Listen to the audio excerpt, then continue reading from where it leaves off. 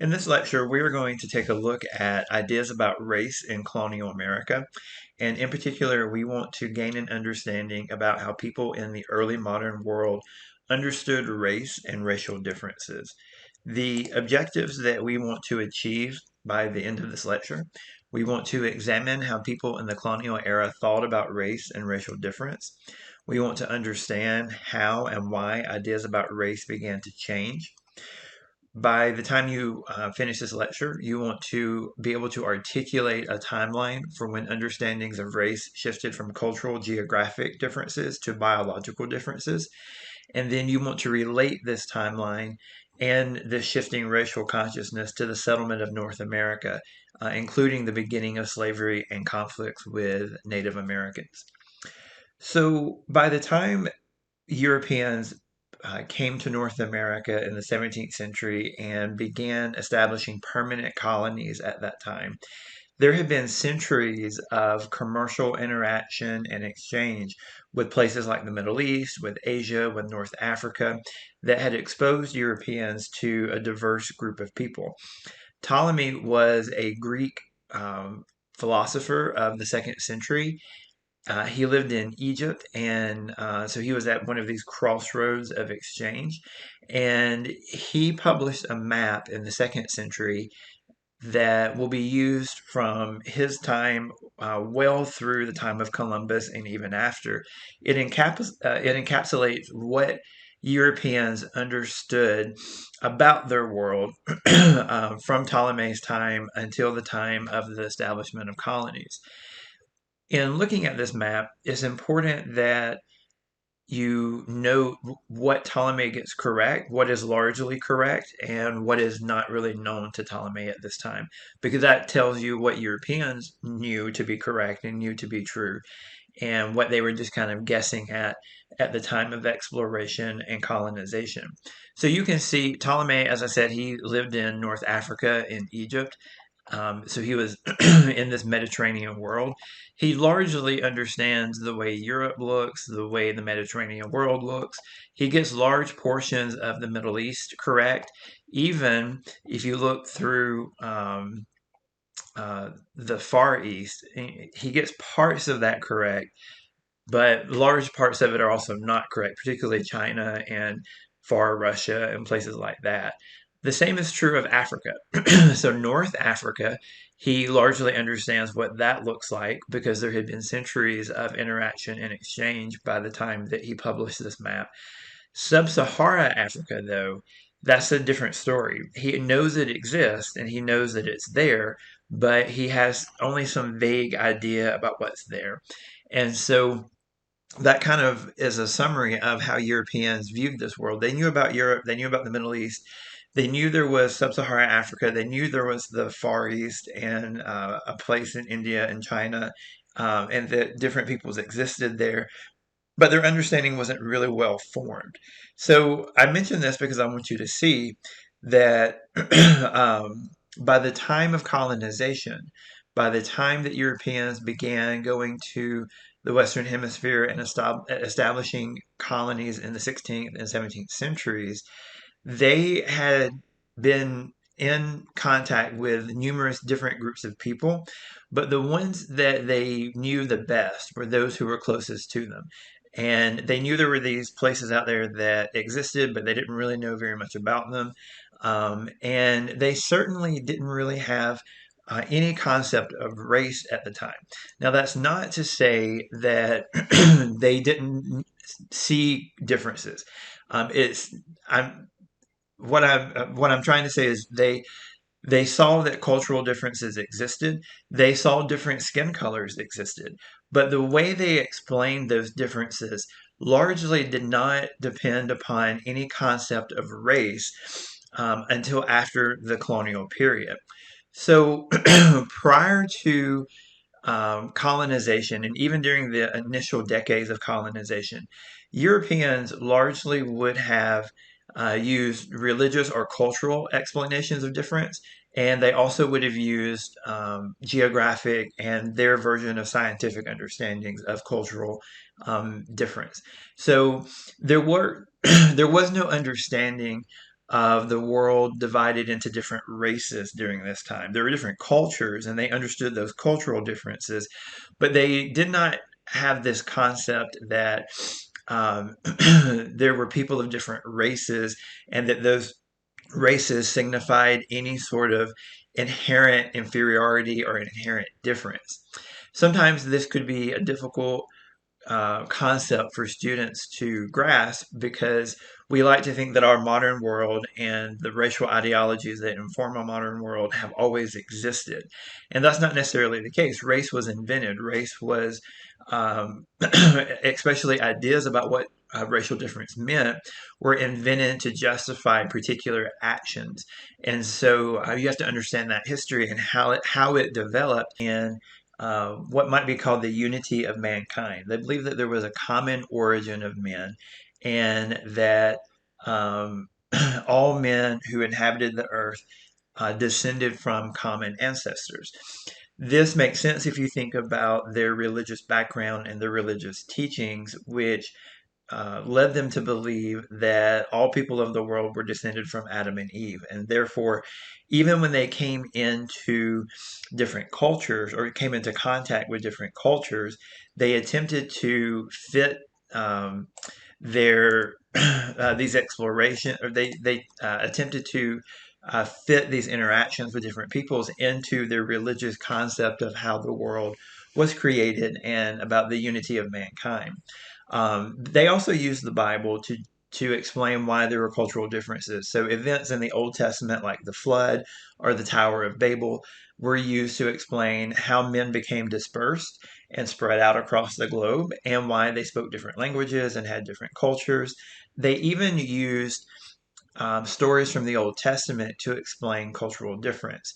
So, for example, the Curse of Ham was a well known biblical story that was used to explain the differences between Europeans and Africans and a variety of different people in the early modern world.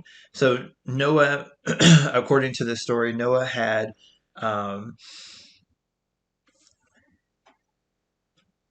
So, according to the Curse of Ham and the story of Noah that's told in the Old Testament, Noah had three sons, one of which was Ham. And Ham and his father Noah had a falling out, and Ham was banished and not allowed to enter the promised land, and was considered cursed. And later Europeans developed this ideology that the descendants of Ham were also cursed as a result of this. And when Europeans came into contact with Africans in particular, they took this biblical story of Ham and placed it onto the people they came into contact in Africa, and assumed that Africans were the descendants of Ham. The other two sons of Noah were considered to be the forefathers of Europeans and Jewish people, respectively. So this whole story was basically meant to tell the how the emergence of three different religions: the Christian religion, the Jewish religion, and the Muslim religion, how those three religions originated, using biblical texts and biblical stories um, to tell why those cultural differences existed. Now, later, this takes on racial implications. So, if Ham and his descendants have been cursed and have been sort of expelled from the promised land, then that begins to explain why slavery develops. But at least initially, it was religious cultural explanations of difference that were most important, rather than racial explanations of difference. Also, this ancient idea about civilized versus barbarian, in the early modern period, it took on Christian versus heathen context. So, for an English person migrating to North America in the 17th century, they would have considered themselves culturally different, because they would have considered themselves educated, Christian, civilized, and free men. Now, each of those things is cultural. There's nothing innate about that. Those are all things that they have been taught. Education is something you learn. Christianity is something you learn. Being civilized is taught behavior. So, all of these things are not necessarily inherent to uh, being European, but they definitely define what it means to be European.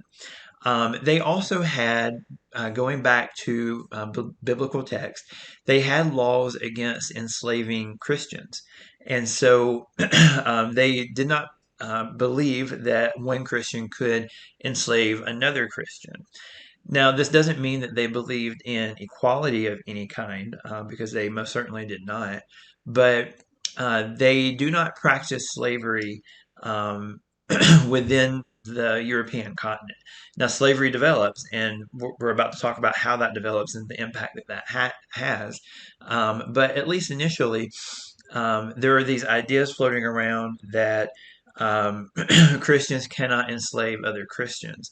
And you see that the idea of Christian kind of stepping in and being used as an identifier for someone from Europe, though they're not yet using words like white and black, right? They're not using the color of one's skin to justify status and justify laws.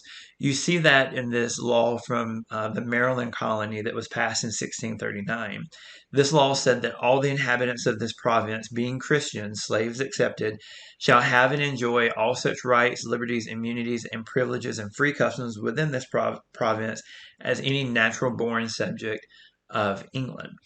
So, again, I just want to point out they're not using the word white or European in this law. They're using the word Christian. So they're using cultural background, they're using cultural learning as a way of explaining difference.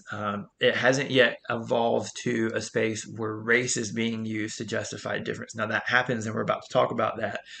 But at least in the early stages of contact, the differences were explained as being cultural and often one of Christian versus heathen, civilized versus uncivilized, those sorts of dichotomies. You see that through the various writings that exist from the time period, sermons that are preached, and the cultural the cultural knowledge that's created around um, differences between people from different places in the world. Samuel Purchas was a minister in England in the early 17th century. And this is from one of the books he published in 1614. Now, keep in mind, Jamestown is founded just not even a decade before this. So, Europeans are in the British Englishmen in particular are in the very early stages of colonizing North America.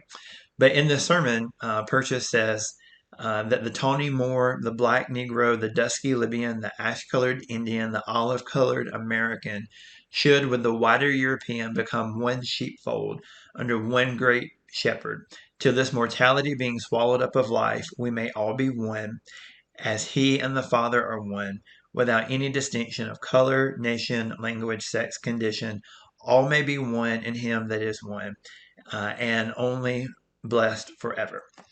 So, what Purchas is getting at here is that even though there are differences in appearance, and he specifically, by Tony Moore, he means Muslim. By Black Negro, he means Sub-Saharan African. Dusky Libyan is Middle Eastern. Ash-colored Indian, olive-colored American are referring to Native Americans. So he's showing here he knows all these people exist, but he's also displaying this concept that they're all descended from a common humanity, and they all have the ability to join as one. And especially the belief as expressed here is that they would be one in the afterlife without distinction of color, nation, language, sex, condition, all of those things that he lists there. So um, early modern Europeans were very much predisposed to think of mankind as being descended um, uh, from a common element, and that they all shared something in common. And skin color did not necessarily denote any sort of racial difference. That is also reinforced by what they know to be scientific fact. Now, of course, we understand science in a different way than people who lived 500 years ago did. But using the best available science that they had, they used that to further explain why people had different skin color. So Galen was also a Greek philosopher who published very widely on topics ranging from medicine and philosophy and politics. But it was his writings on medicine and the body that were particularly important because they formed the basis of medical training in Europe well through the Middle Ages and through the colonial period as well. As a matter of fact, many of Galen's ideas don't really fall out of favor until the 19th century when Western medicine becomes a more professionalized branch of scientific understanding. But Galen believed that geography was important to understanding skin color. So, this is the belief that people who lived closer to the equator, where the sun, where they were exposed to more sunlight, that influenced the color of their skin. Whereas people who lived farther away from the equator, who didn't get as much exposure to the sun, had whiter skin. So to Galen, that explained why someone from Greece or Italy or modern day parts of Europe, that's why those people had whiter skin because they did not have exposure to the sun at the same rate that someone from, say, sub-Saharan Africa did. So embedded within this understanding is the very idea that all men are born the same. It gets back to that unity of mankind theory. So embedded within this is very much the concept that all men are basically born white, but their geography influences their skin color. So that the closer you are to the equator, the darker you are. If you were in an intermediate range, you might have brown color skin, such as Native Americans. And if you lived in more northern climates, you might have more white skin. This gets expressed not just in medical text and scientific understanding, but also in popular culture as well. So, for instance, one of the characters from The Merchant of Venice, a Shakespearean play published in the 1590s, um, he says, "Mislike me not for my complexion, the shadowed livery of the burnished sun, to whom I am a neighbor and near bred." So he's saying, don't dislike me because of my dark complexion. That complexion comes from the sun, right? And this is just like a really short line from Shakespeare, but it encapsulates how they were explaining to themselves why some people had whiter skin and why others had darker skin. So at this point, it's really important to understand that um, there is no theory, there is no understanding of skin color as a signifier of some sort of innate biological difference, and they certainly were not using this to develop any sort of understanding of why some people were superior and why other people were inferior. That comes about with the development of slavery. In fact, in this era that we're talking about, as they used ideas about religion and religious differences and that Christian versus heathen dichotomy that we just talked about, they could apply that within Europe as well. So an example of this would be that um, Englishmen in the couple of centuries before settlement in North America, they fought a lot of very um, severe, bloody conflicts with the Irish. And because the English were Protestant and the Irish were Catholic, they often adopted that dichotomy between civilized and uncivilized, or Christian and heathen, to be a stand in between uh, Englishmen and Irishmen. Because they did not recognize, particularly around the time of the Reformation, they did not recognize Catholics as being a legitimate Christian religion. There were a lot of conflicts over that. And so that those forms of difference could be adapted in multiple different ways. And as I've said, there's no concept that these are innate differences. You see that especially through the writings and the cultural representations of Pocahontas. So many of you will know who Pocahontas is, largely because of the Disney film. But she was a historical figure who did live in what is now Virginia. Her father was a powerful Algonquian Native American leader. She most likely, almost certainly, did not have any sort of romantic relationship with John Smith. That's all later invention. But she was someone who interacted with the English in the early years of settlement, and she very much probably knew who John Smith was. But she does marry an Englishman. His name is John Rolfe, and she dies at a very young age. But before she does that, as I said, she marries into an English family. She converts to Christianity. She goes to London in the 16 teens, right as Jamestown is being settled and developed. And this is a portrait of her that is painted when she's in London. She ends up dying in London and never makes it back to North America. But in this portrait, she is portrayed the same way that any person of upper class background would be portrayed at this particular time, especially for a woman. So you see, she has these rich clothes. She's has that white skin. The idea that's being portrayed here is that she could convert. There was nothing about her that could not be taught Christianity, that could not be taught civilization, that could not be taught at least English ideas of civilization at this time period, and that she was capable of being converted.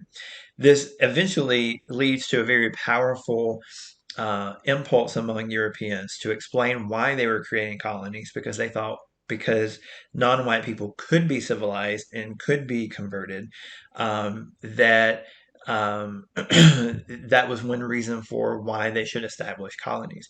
And when I say that non-white peoples could be civilized, I'm referring to their ideas at that particular time. We know, of course, today that civilization takes many different forms, but Europeans had this ethnocentric idea that their civilization was the highest and the most superior and the most advanced. But they also believed that others were capable of being taught that civilization and being converted to their particular way of life. This begins to change in the 17th century. Now, for Native Americans, these ideas begin to change as a result of conflicts over land and over access to territory. In New England, it happens in the 1670s with King Philip's War.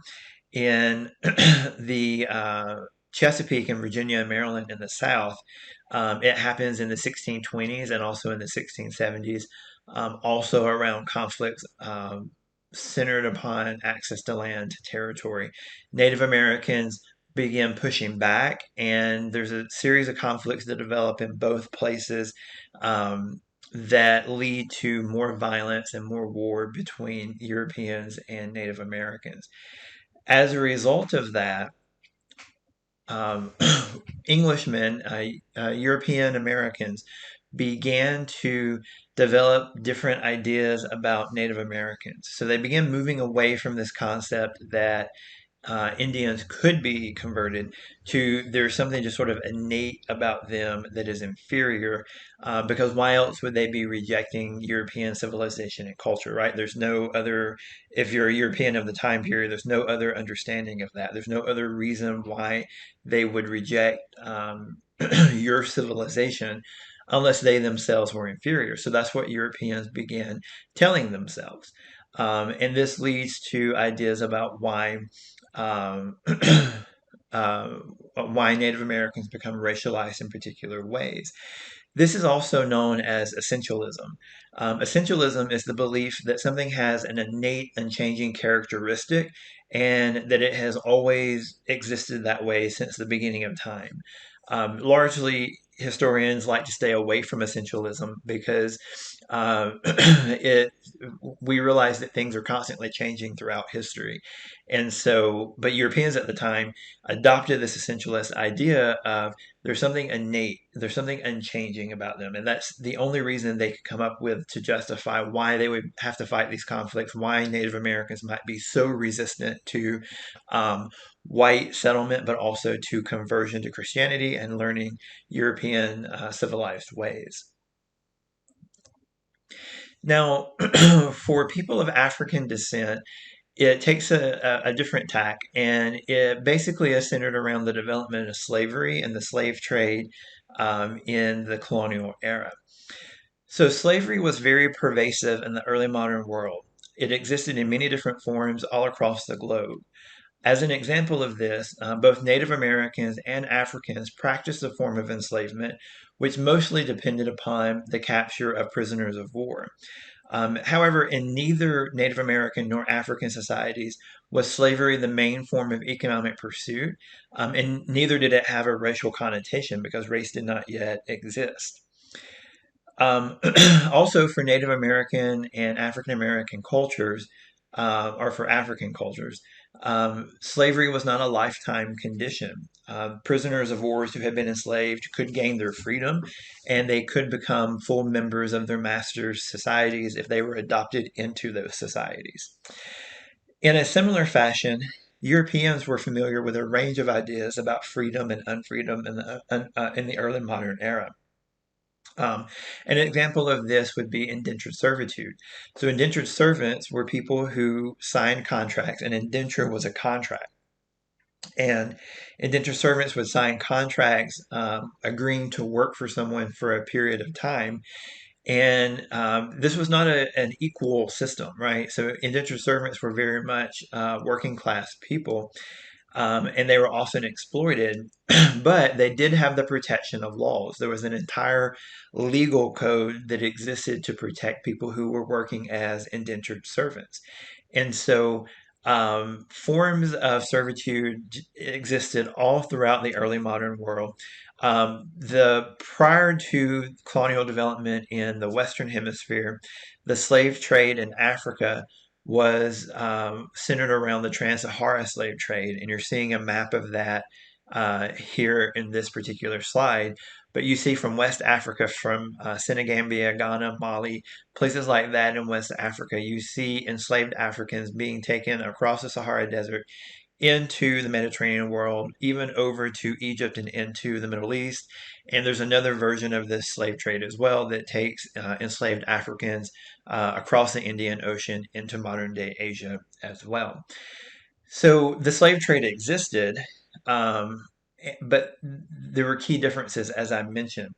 Mainly that it was not racial, it was not a lifetime status, it was not neither within Africa or in the Mediterranean world or the Middle East or in Asia was slavery central to economic prosperity and economic production.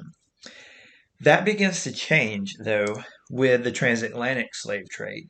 So, the transatlantic slave trade um, is massive in comparison to the Trans-Sahara slave trade or to the Indian Ocean slave trade.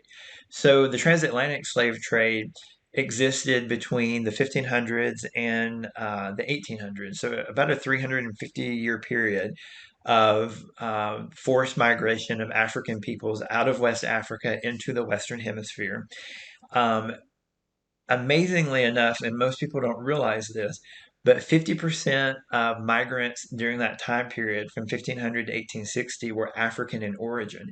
Now, of course, these were forced migrants. They were not coming to the New World off of their own free will. And when they got to the New World, they were occupying this subservient position within the New World. But that's if you think about that for a second, that number is very astounding. In that one out of two migrants who came to the Western Hemisphere came as an enslaved person of African descent. That's going to have consequences for how societies all throughout North and South and Central America develop, and the way that racial ideology comes to take hold. The version of slavery that develops as a result of the transatlantic slave trade, historians refer to as chattel slavery. So, chattel slavery is the belief that a human being is property, that they have no rights, that they're property. It eventually becomes an inherited status, and eventually, by the time you get to the 17th century, they come to believe that skin color denotes your status as a free or an enslaved person.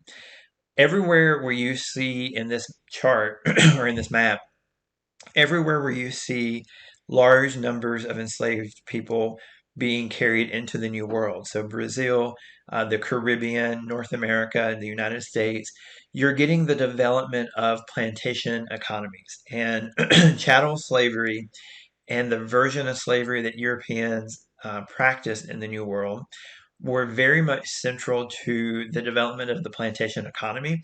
And historians today would argue that that in and of itself was necessary to the development of capitalism at the time, so that slavery itself becomes necessary to the development of capitalism in the early modern period. As this um, slave trade developed, and as chattel slavery came to take hold and came to define the slave trade for the transatlantic slave trade, new justifications had to be created to justify why this was happening, and also new legal codes had to be created to restrict the freedom of people based off of race and based off of skin color. So, from the 1640s through the 1700s, the Virginia colony and the Chesapeake began passing a series of laws that originally had applied to Christian and heathen, but eventually came to denote freeman and servant. And then in their final form, they began using the words white and black, so that the legal code itself shifted from these cultural explanations that we just talked about to racial explanations and racial definitions of freedom that become embedded in the legal code that have consequences through the present. Eventually, by the beginning of the 18th century, Americans had rewritten laws to specify white and Negro. These allowed Europeans to imagine a common identity with one another.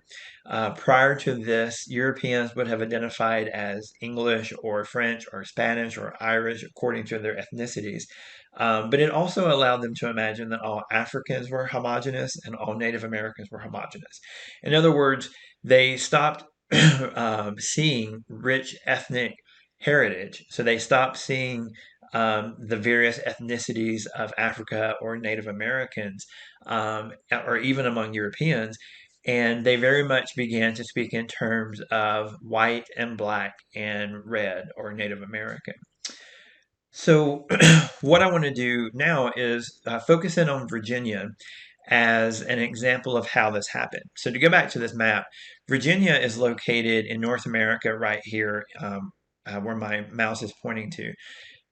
They're not the only place, right? So you have what they call the West Indies, the Caribbean plantation economies. Mexico, South America, Brazil in particular had a very large slave population. Um, so Virginia is not the only one by any means. A lot of the laws that they pass are actually based on laws passed in the Caribbean, in places like Jamaica and Barbados. But I focus in on Virginia because in United States history, in North America history, they were the ones who developed an understanding of race based off of skin color, and then encapsulated that in culture and in legal codes. They were the ones who did that first, and they did the most to do that during the colonial period. Other colonies will copy them. So South Carolina, Georgia, Maryland, even the northern colonies, many of them will copy these Virginia laws. But Virginia does it the first, and they do the most to adopt this transition. So I'm going to focus in on them as being representative of what's going on in many other places. So you already know this, but in 1619, that's the first recorded presence of enslaved Africans in Virginia. In 1619, that's when 20 um, enslaved Africans were brought into Virginia. By 1650, there were still just about 300 enslaved Africans. This is in a population of about 15 to 20,000. So they're not necessarily a huge part, a huge proportion of the population by 1650. That changes in the late 17th century into the 18th century, and even in the years up to the American Revolution, the slave population in Virginia and in the Chesapeake begins to explode. So by 1680, there's 3,000 enslaved Africans in this area. By 1704, there's 10,000. By the time you get to the American Revolution, in some areas in North America, enslaved Africans make up the majority of people living there. In Virginia, it's about 40 something percent. In South Carolina, they will make up the majority. There'll be more than 50% in South Carolina. So, as this develops, North American societies are making the transition from what one historian has called a society with slaves to a slave society. So let me explain what those differences are. A society with slaves would be a society in which um, slavery was one form of servitude and one form of economic production among many. So it's not the defining form. So, for instance, in 1650, when there were only 300 enslaved Africans in Virginia, this would be a society with slaves. It's a society in which you might have enslaved people, you might have people of European descent being indentured servants. For that matter, you might have people of African descent being indentured servants. And it's one in which slavery is not central to the creation of wealth. A slave society, on the other hand, is the exact opposite. It is one in which that entire society structure is based around slavery. So not only is slavery central to the production of wealth, in Virginia it would be plantation tobacco on the plantations in Virginia. In South Carolina it would be rice. In Barbados and the West Indies it would be sugar. But the production of that wealth was based almost completely on slavery. But not only that, um, as societies made this shift, they are also beginning to adopt new cultural ideas, new religious ideas, in addition to that, new laws, right? Everything is shifting. Their entire societies are shifting to embrace slavery, and they begin sort of rewriting their understanding of the world based on slavery and the need to keep some people enslaved and to keep some people inferior to others. So race kind of grows out of this. And that's important to understand. So, what I want to do is go through some of the laws that were passed. As we're going through these laws, keep in mind this timeline here from 1619 to 1704, but even beyond that into the 18th century. Keep in mind, you're seeing the growth of the African population in Virginia is happening in tandem with the passing of these laws. So, in other words, these laws are passed at the very same time that you begin to have large populations of African people in Virginia, and the need comes about to create these laws uh, to justify slavery and the plantation economy as it's developing. In 1662, the Virginia Assembly passed a law that mandated that the status of a person was determined by the status of their mother. So um, I'll read this law to you, and then we can talk about why this was unique and different at this particular time. So in 1662, they passed a law mandating that whereas some doubts have arisen whether children got by an Englishman upon a Negro woman should be slave or free, be it therefore enacted and declared by this present Grand Assembly that all children born in this country shall be held bond or free only according to the condition of the mother, and that if any Christian shall commit fornication with a Negro man or woman, he or she so offending shall pay double the fines imposed by the former act. So prior to this, Europeans had recognized the status of fathers, right? They protected the rights and the powers of a father. They were very much a patriarchal society, and children were very much considered to be part of their father's family. They took their father's last name, at least if it was a woman or a female child, they did so until they married. But even a married woman who may be divorced would go back to her father's household. So fathers were considered to be extremely important into the life of the children.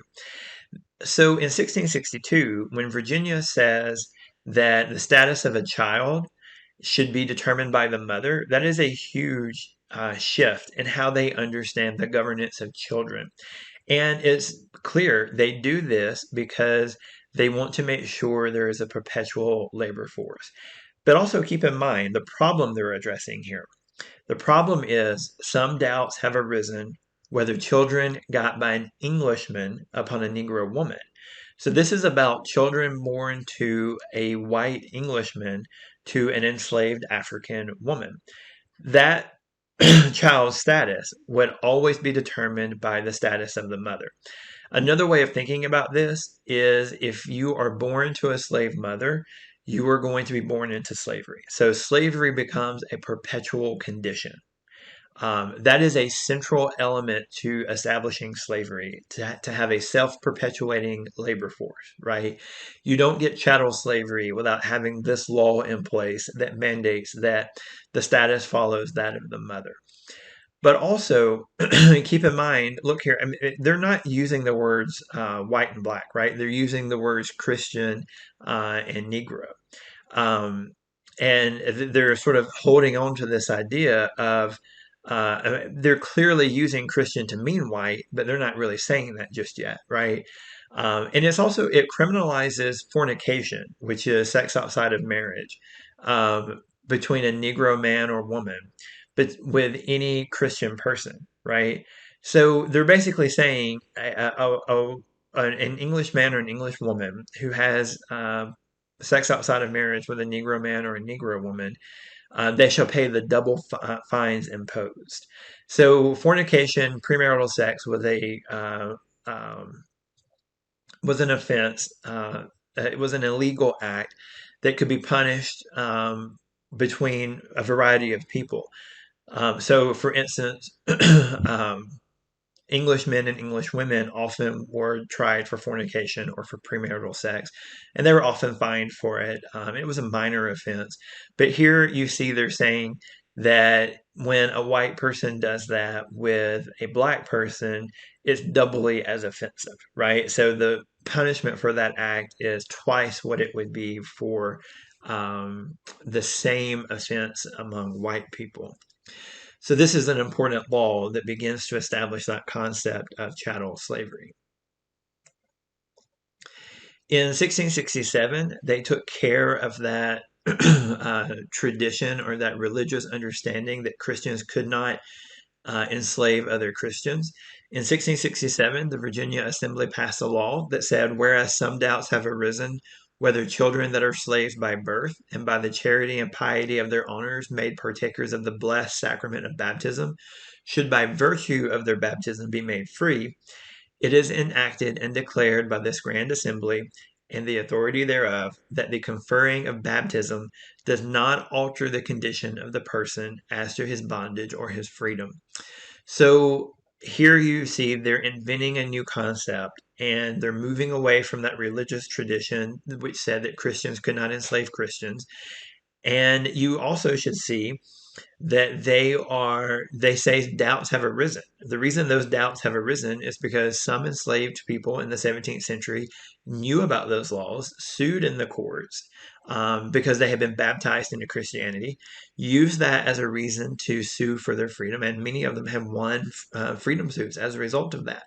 Well, in 1667, the Virginia Assembly says no more, that they're moving away from that understanding, and that baptism and conversion to Christianity no longer serves as a reason for a person to gain their freedom. Again, another necessary prerequisite for establishing chattel slavery as it comes to be practiced in North America. Another important law that comes to define chattel slavery in 1669. This law says, whereas the only law in force for the punishment of refractory servants resisting their master, mistress, or overseer cannot be inflicted upon Negroes, nor the obstinacy of many of them be suppressed by other than violent means, be it enacted and declared by this grand assembly, if any slave resist his master, or other by his master's order correcting him, and by the extremity of the correction should chance to die, that his death shall not be accounted a felony, but the master, or that person appointed by the master to punish him, be acquitted from molestation, since it cannot be presumed that premeditated malice, which alone makes murder a felony, should induce any man to destroy his own estate. So you see, the very life of a person of African descent comes to not mean anything in the legal code. So when they say the only law enforced for the punishment of refractory servants, so if you were a servant, and particularly if you were an indentured servant, and let's say that you committed some sort of offense against your master, you ran away or you disobeyed, or if you were a woman, you got pregnant while you were in service, you could be punished by having your contract extended, right? So let's say that you signed a contract for 5 years and then you ran away from your master and you were caught and brought back. Well, your contract might now be 7 or 8 years as punishment for that. Well, here they're saying there's a difference. There's a difference based partly on race. They're saying that enslaved Africans who have now a lifetime condition because of the previous laws that we've discussed, that you can't do that. If an enslaved African person runs away from their master and is brought back, they can't have their contract extended because they're slaves for life. And so they're saying that the only way to correct them or to punish them is to use corporal punishment.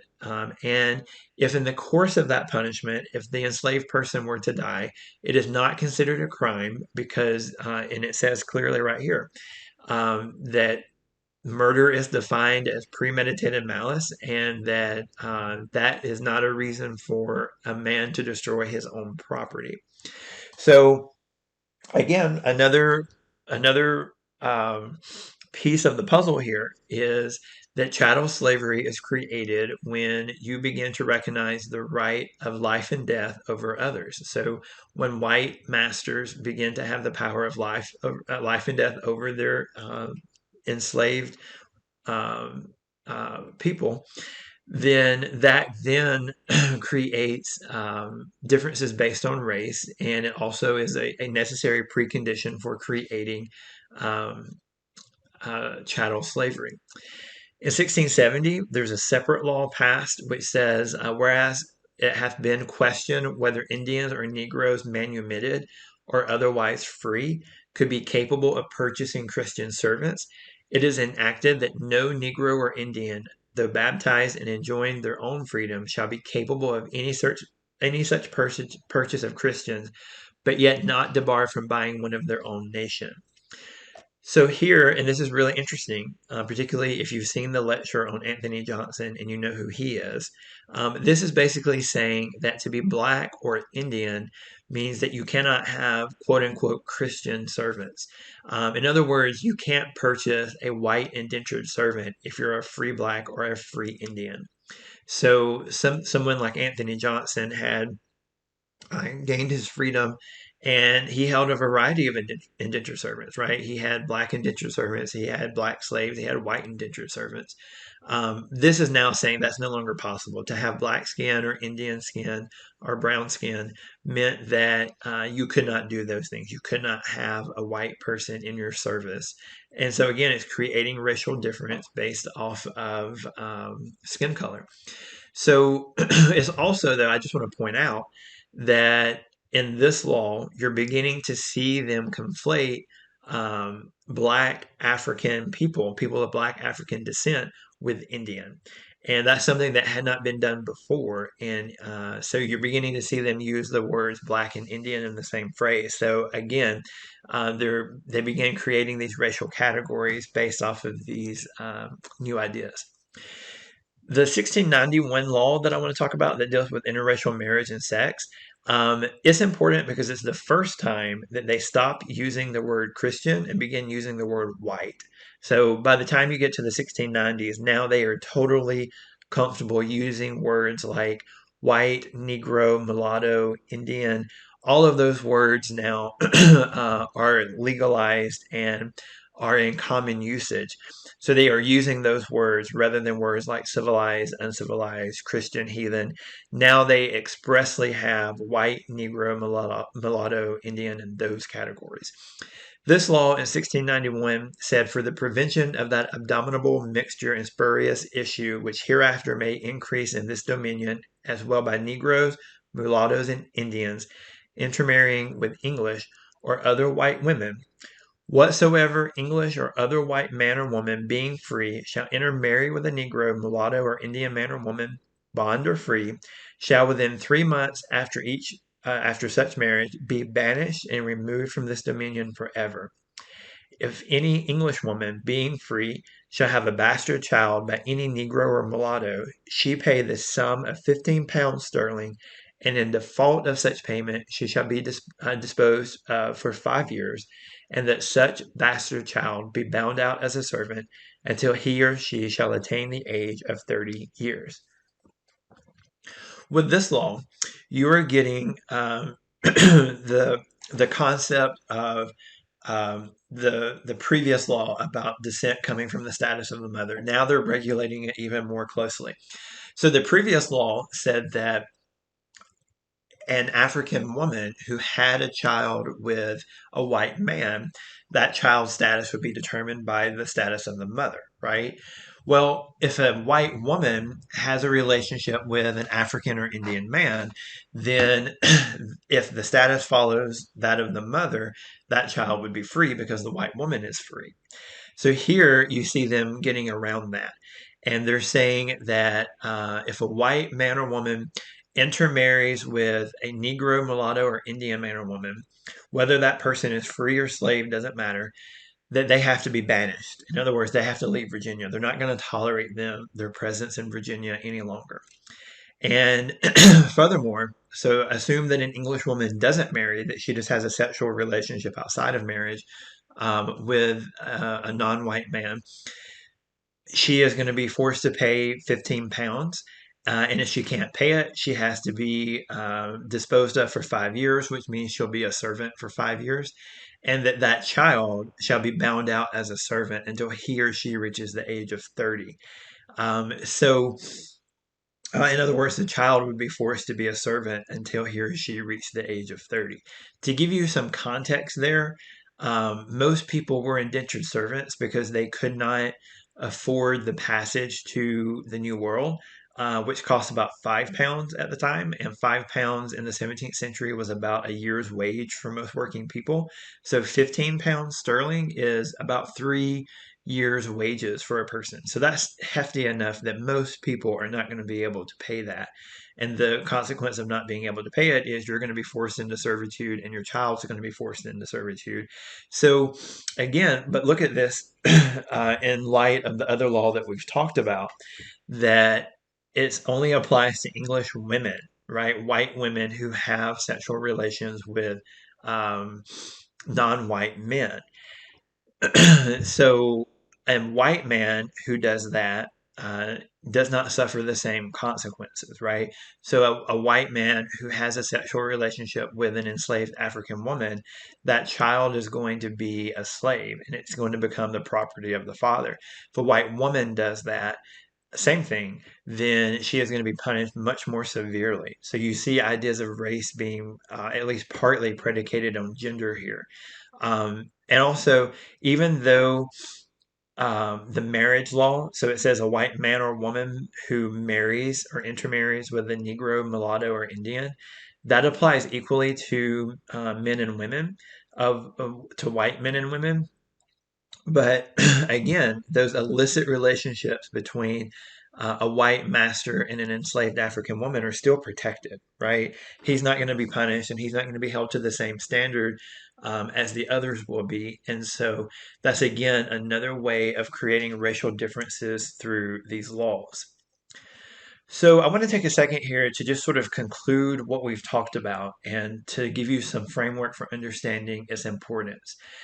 In the early modern period, particularly in the 15th and 16th centuries, and parts of the 17th century, when Europeans began establishing colonies in North America, They did not have ideas about innate biological racial difference. They tended to explain difference in terms of culture and geography. As examples of that, I point you back to the religious explanations, the Curse of Ham, the geography, the ideas of Galen. That's how they spoke about racial difference in the early modern period. With the transition to the slave societies that emerged from the transatlantic slave trade, they had this need to create new explanations for why slavery existed the way that it did and what different skin colors meant in a slave society. As they became more reliant upon chattel slavery, they developed new laws and new reasons for this slavery. So you've just went through these various laws, and I would be familiar with what these various laws mandated, because in those laws you see the development of a racial ideology. So by the time you get to the 1690s, laws protected the status of free white men, created racial consciousness among free whites, and led to a society that was polarized around race rather than perhaps something like socioeconomic class, which had been very important previous to this. So, another way of thinking about this is that these laws created a new legal identity of whiteness that applied to all whites regardless of class background, right? So, in other words, your very skin color determined your legal protections and your legal privileges, or your legal disabilities and your legal exclusion, if you are a person of African descent or Native American descent. And so, through doing that, they are producing new ideas about racial difference. Now, those are the laws, right? Culture follows this as well. So, culture begins to be used as a way to explain racial difference as well. And eventually, they're going to get to a concept of to be born white is to be born civilized and superior and with legal protection. To be born black or brown is to be born inferior and to be born without legal protections and to be excluded from political rights and political protections. And race is sort of produced out of that. And so that's a very important moment for understanding how they begin to produce new ideas about race. So I wanted to give you this lecture so that you understood how race becomes invented, how race, has a definite history. We're going to continue this discussion, though, in other lectures and show how culture began to take on a more important role in understanding racial differences.